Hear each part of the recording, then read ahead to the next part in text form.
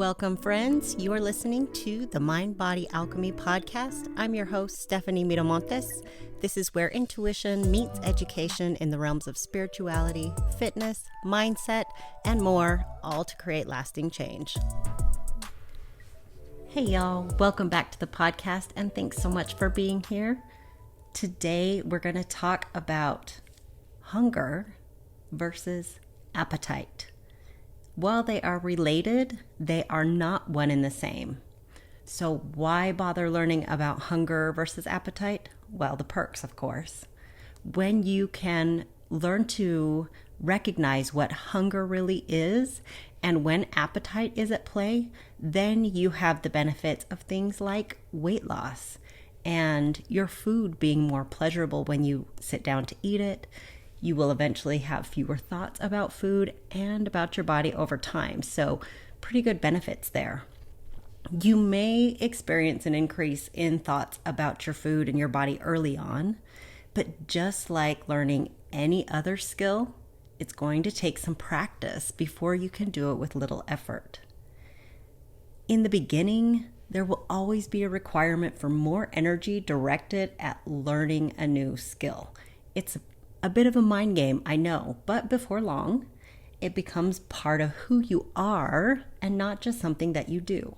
If you don't know what I'm talking about here, go back and listen to episode number 10 so you can learn what the difference is between being a box checker and becoming someone that you want to be and how being a box checker can help you to get there. So, what is the difference between hunger and appetite? They oftentimes get confused and they oftentimes get used interchangeably, but they couldn't be more different.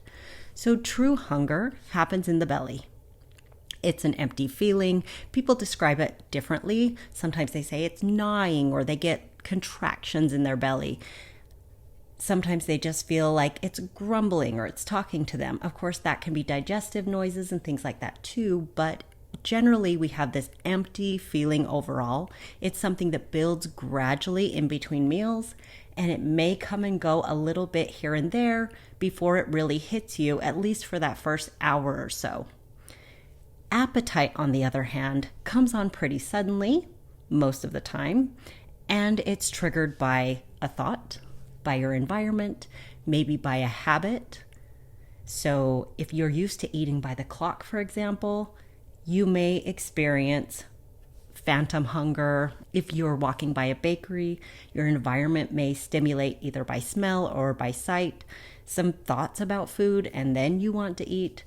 It could be from boredom, of course, or procrastinating. You may have experienced something along the lines of having a deadline due, or not feeling organized, or having looming to-do lists where you haven't been able to check things off. And instead of tackling those things because they feel so big, you feel like you've got to stop, rest, and eat. This is not a character flaw. It's totally normal. It's a stress avoidance strategy. However, once we start recognizing it, then we can focus our attention back to making the tasks smaller, more manageable, more approachable. And in that same vein, maybe you are stress eating, emotional eating, maybe it's a celebration, a social environment, or our traditions, maybe around the holidays or your birthday, or, celebrating in the office, other people's birthdays or other celebrations. And there's nothing wrong with eating for celebration or eating during traditional times. But when you are eating without hunger, then you are going to slow or stall your fat loss. And so knowing in advance when these times come up, we can do some things to plan ahead. Now, I know that hunger can bring up some feelings of its own. A lot of people avoid hunger, and your attitude toward hunger will make a big difference in how this habit goes for you. I used to feel really panicky around the idea of being hungry. It was one of those things where I would pack my meals with me and take them into restaurants to avoid eating something that I wasn't supposed to eat, but also not being hungry and having to wait until I was in a circumstance where I could eat the food that I was planning to eat. And that led me down a pretty disordered path for a long time. I was suffering with feelings of stress and fear of being hungry and just having all of this mental commentary. I would not want to go out to social events because I was afraid of being away from my food too long and it was just my food, right? Which is so ridiculous because food is abundant and it's everywhere, and there is something reasonable that you can find to eat just about anywhere. And if there isn't something, quote, healthy on the menu, eating some unhealthy, for lack of a better term, food is not going to make or break your goals. That's the reality of it. Now, of course, food quality matters. And if you're doing that all the time and you're never prepared, maybe you're going to stand in your own way. But the reality is, we should not be panicking and afraid of a little bit of hunger. In fact, hunger is there to have our backs. It tells us when we need a little bit more energy and nourishment. When we are focused so much on appetite that we don't even recognize our true hunger signals, then likely we're eating too much in order to have any sort of fat loss success. Just like when your body sends you a signal that you're cold, and so you go and grab a coat, or it sends you a signal that you're tired, and so you, at some point in the near future, find some time to rest or go to bed. Hunger is the same way. It's not something that we need to bring a bunch of drama to, a bunch of baggage to, and when we start experience that feeling, make it go away. It's not a negative feeling. All it is a body signal that lets us know it's time to eat. And then within the next hour or so, we plan to do that. No big deal. Sometimes there are things that impact the way that we feel about hunger, things like food insecurity or past or disordered eating, kind of like how I just talked about the way that my past dictated my attitude toward hunger. Sometimes it's about how you were raised, a dieting history. All of these things can come into play, but the reality is hunger is not something to be afraid of, and it's going to be okay. So now that you know what hunger is and what appetite is, what are you supposed to do about it? How do you apply this? How do you make it work for you? Well, my clients aim for 3 bouts of hunger a day. Now, I know that sounds like a lot, so if it's too much for you, start smaller, and we'll get to that in a moment. But in general, 3 meals a day means being hungry 3 times a day. Once you start to experience that initial bout of hunger, the first signs of hunger, then you'll want to either pay attention to the clock or set a timer. And in the beginning, 5 or 10 minutes might be all you can handle. But ultimately, the goal is to get to 30 to 60 minutes where you are experiencing true belly hunger. And that doesn't mean you're going to be suffering in pain for an hour. That just means that you're going to notice the feelings of hunger for an hour if you're paying attention to them. We don't need this extreme hunger. We don't need to be grumpy and have our stomach gnawing and screaming at us. But hunger whispers. In the beginning, it just lets you know, hey, I'm here. You should probably start looking for food soon. That is where we need to find the sweet spot. That is where we start to pay attention, go, okay, I'm getting hungry. And then we wait. We want to avoid long stretches too often. There will always be situations where maybe you can't get to food right away, or even within that hour, where you're hungry for an hour or 2 or even more. But that should not be the norm. The norm for you should be about an hour. So if you find yourself oftentimes hungry for several hours, what's going to happen when you sit down and have your meal? You're going to eat it too fast. You're going to eat too much of it. You're not going to enjoy it because it's going to be about making up for time, right? You're going to be ravishing the food because you're so hungry and so miserable. So we don't want to have these long stretches where we're hungry. You want to also avoid pre-gaming. That is one of the things that I really see people do often, is assume that since they're going into a long meeting or they have a long drive ahead of them or whatever it is, that they're not going to have access to food, and so they eat to avoid hunger. You don't sleep to avoid tiredness. You sleep when you are tired. And the same thing goes for hunger. So if you happen to go a few hours here and there, it's not the end of the world, even though it kind of might feel like it. And so it might be okay for you to prepare in advance. If you have something that you know that you're not going to have access to a sit-down meal, maybe you have something available to you. But in general, avoid pre-gaming unless it's going to impact you really poorly. For example, if you've got something that's going to take a lot of mental effort, maybe a test that you're going to be in all day long, you might want to weigh the pros and cons of that and say, okay, you know what? After a few hours of hunger, my ability to think really well and problem solve goes down. So I'm going to make sure that I avoid hunger in those circumstances. But again, that is not the norm. It's an exception to the rule. If you find yourself pre-gaming, pre-eating to avoid hunger as a regular thing, then we need to talk a little bit about your attitude towards hunger and just remind yourself that hunger is not an emergency. It's a natural biological signal. Perfectly normal, perfectly safe. It's okay. Your body is meant to go several hours without food and not decline. So you will be okay. In the beginning, when you start to feel the urges to get up and eat, and maybe you have a few panicky feelings because you're waiting with hunger, try just allowing yourself to feel that hunger without bringing any emotional baggage. Try to avoid using words that are really dramatic, like starving or that you're going to die or anything along those lines. Leave all of that at the door and just focus in on the feeling alone. Where do you feel it in your body? Is it true hunger? How long can you really wait to eat? And of course, go back to the rule of we don't want to go long stretches and suffer. Suffering is 100% optional in this case. You do not need to suffer. But how long can you wait? Can you wait 10 minutes? Can you wait 20? What would that feel like? If you begin associating hunger with an emergency and something that you immediately need to fix like it's a problem, then there's going to be a lot of drama around trying to sit with hunger and allow it to work for you and with you.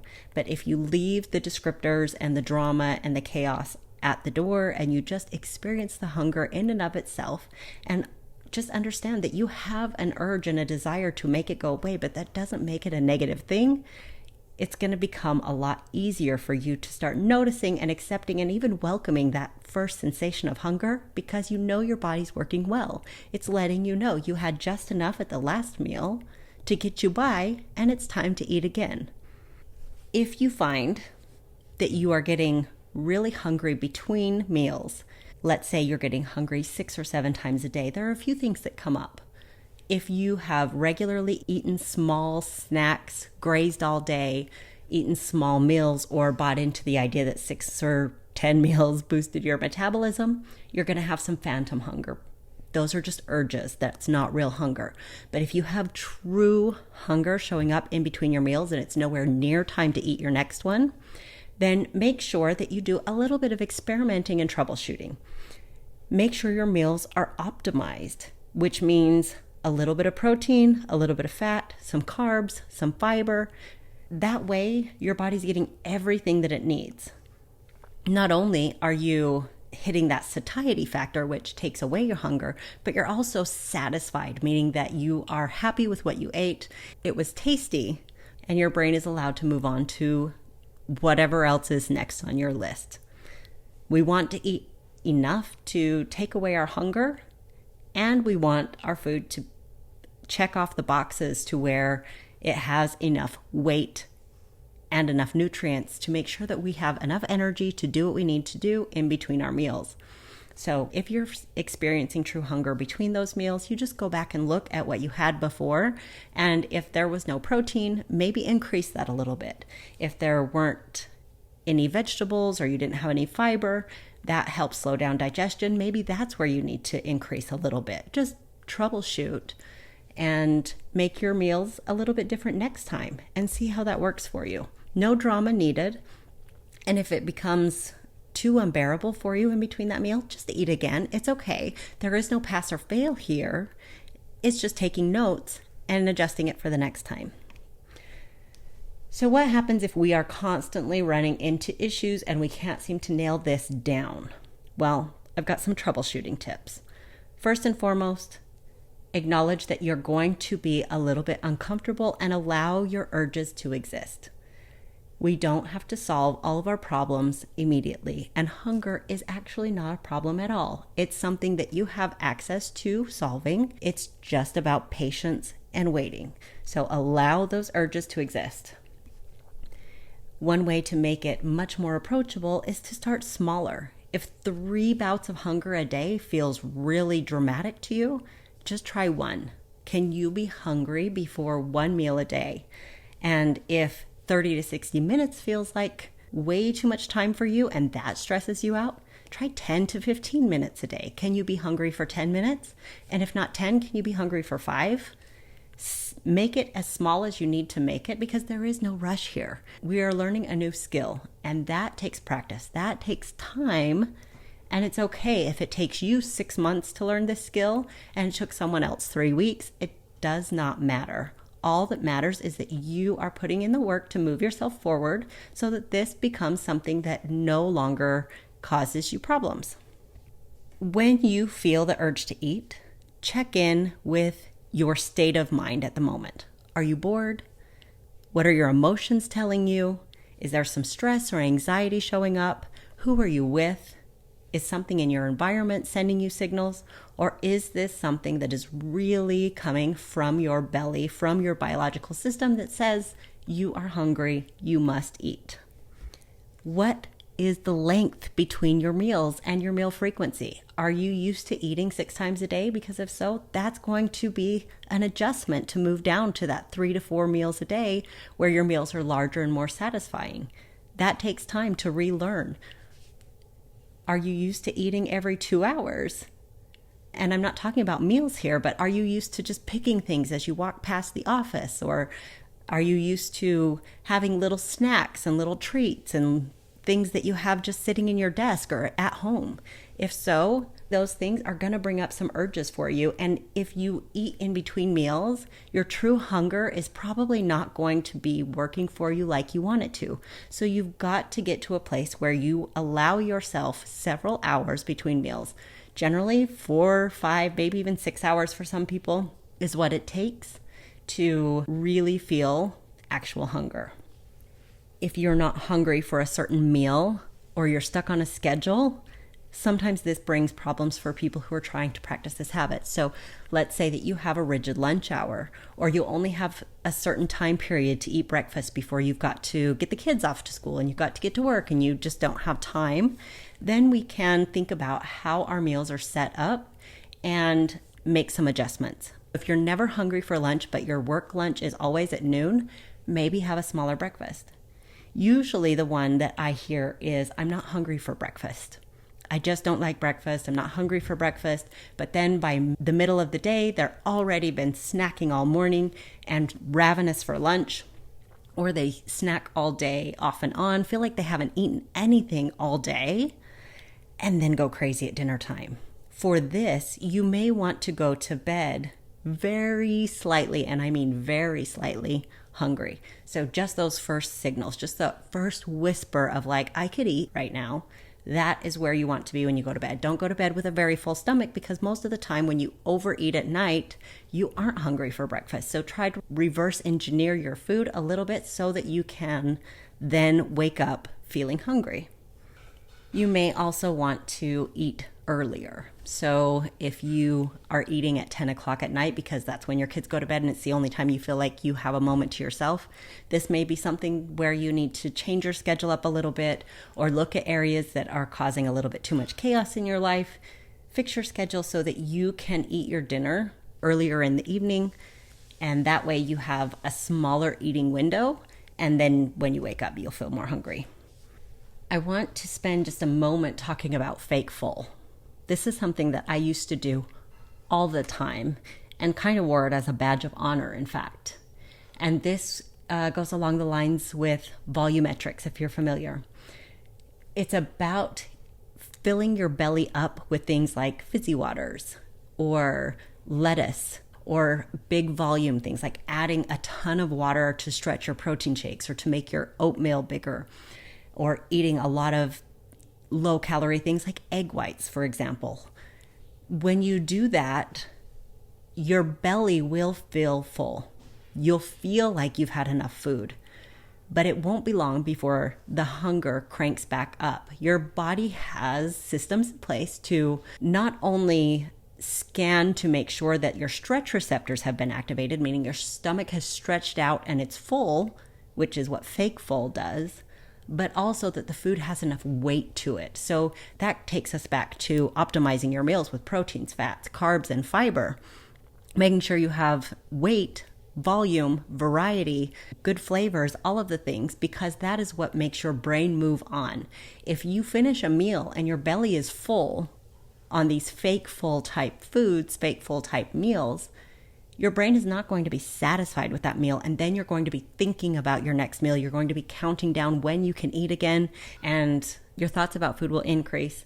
And overall, it just creates a disordered pattern of eating when you're trying to trick your body into doing something that it does not want to do and it's not designed to do. So avoid the fake full, avoid trying to trick your body. That does not work for long. Another issue is watching your caffeine. I have no issue with caffeine. I like my energy drinks and I love coffee. But if you are using caffeine to avoid hunger, you're going to override some of the signals. Caffeine happens to be a bit of a hunger suppressant. So if you're not hungry for breakfast, especially, and you've loaded up on a pot of coffee in the morning, then you may need to wait until you feel those first signals of hunger to have your cup of coffee so that you can get the timing right. So watch how much caffeine you take in. And overall, take a child's mind here. This is about learning and experimenting without judgment, without drama, and trying to figure out what works perfectly for you. It's never going to be exactly the same for me as it is for you, as it is for your neighbor. We're all a little bit different, and what you prefer, what your body prefers, and how you function best is up to you. So make sure that you don't get stuck on hard and fast rules. For me, it may be 60 minutes. For you, it might be 35, and that's okay. We don't have to be exactly the same. So just play around with it. There is no pass or fail. You aren't winning any prizes at the end of the day. This is about coming up with a system that leaves the mental drama behind and gets you the results that you really want to have.